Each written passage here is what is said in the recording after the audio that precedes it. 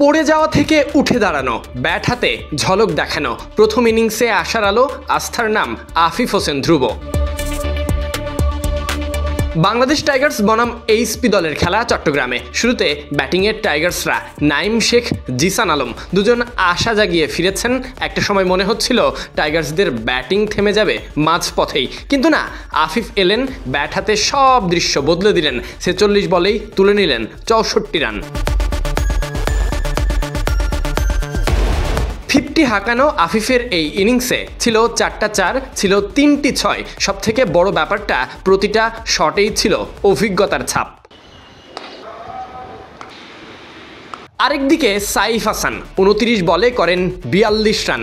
সাইফের পর আফিফ দাঁড়িয়েছেন এক প্রান্তে, আগলে রেখেছেন ইনিংসটাকে, চালিয়েছেন রানের চাকা। তার ইনিংসেই ঘুরে দাঁড়িয়েছে ব্যাটিং লাইন আপ। শেষের দিকে ইয়াসির আলী রাব্বিও রেখেছেন ক্যামিও ছাপ।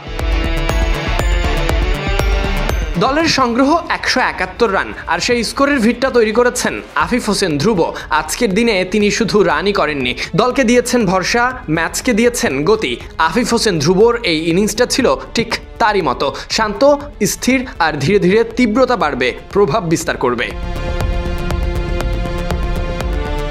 এদিকে এইচপি দলের সবথেকে সফল শফিকুল ইসলাম 3 উইকেট পেয়েছেন এই পেসার। মেহেদী হাসান পেয়েছেন একটি, রোহান এবং সাকিবও পেয়েছেন একটি করে উইকেট।